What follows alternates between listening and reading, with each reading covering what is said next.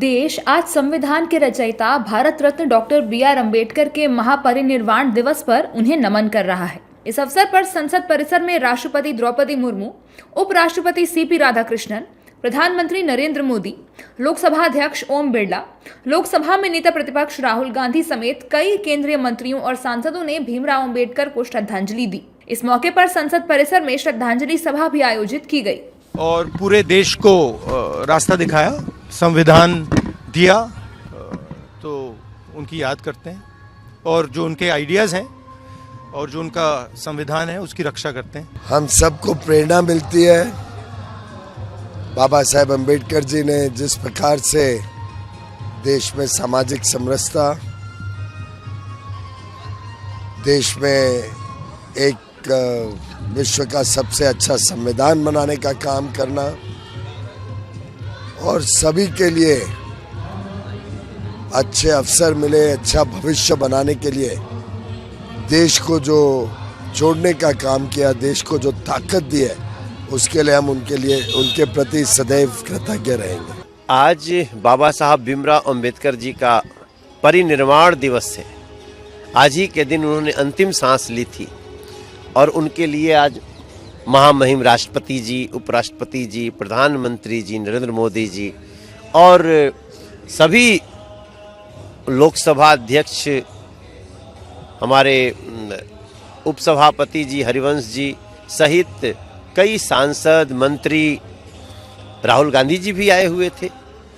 बहुत अच्छे से हम लोगों ने उनको याद किया। भारत रत्न और संविधान निर्माता बाबा साहब अम्बेडकर जी की आज महापरिनिर्वाण दिवस है और वह सदैव हम सब के लिए, मानव समाज के लिए प्रेरणा का केंद्र रहेंगे। उन्होंने जो देश और समाज के लिए किया वो सदैव हम सब ऋणी रहेंगे।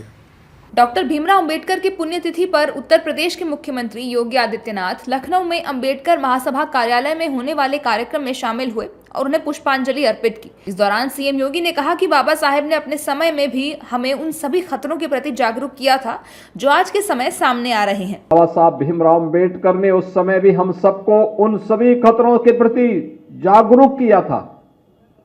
याद करिए, उन्होंने उस समय एक बात कही थी, जो बात यहां पे पहले अभी असीम अरुण जी ने कहा, मैं उसमें आने के पहले एक बात जरूर कहना चाहूंगा। जब उस समय कांग्रेस के एक बड़े नेता ने,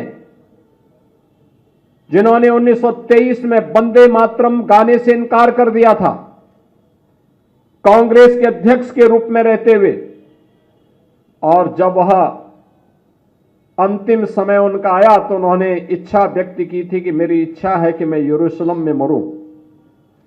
बाबा साहब ने तब एक टिप्पणी की थी कि जो व्यक्ति भारत की धरती पर पैदा होकर के, भारत की सुविधा का उपभोग करके भारत की धरती को पवित्र न मानता हो, उस व्यक्ति के द्वारा दिए जाने वाले वक्तव्य कभी भारतवासियों के हित में नहीं हो सकते।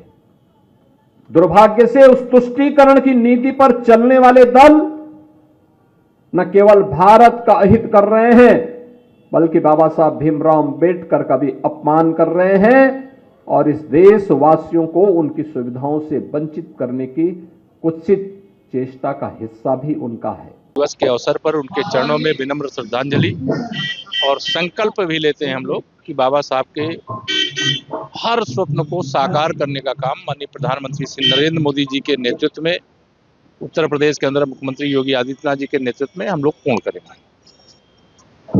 धन्यवाद।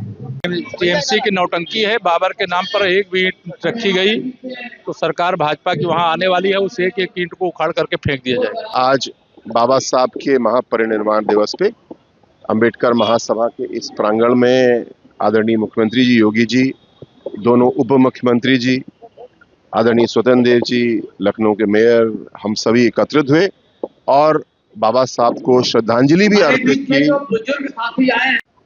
इस अवसर पे हम सब एकत्रित हैं और बाबा साहब ने जो सिद्धांत हमको दिए थे, एक समानतावादी समाज का गठन हो, जिसमें काफी हद तक हम लोग सफल हुए। देश के दूसरे राज्यों में भी बाबा साहेब डॉक्टर भीमराव अंबेडकर की पुण्यतिथि पर लोग उन्हें श्रद्धांजलि अर्पित कर रहे हैं। महाराष्ट्र के सीएम देवेंद्र फडणवीस ने बाबा साहेब की मूर्ति पर माल्यार्पण कर उन्हें श्रद्धांजलि दी है।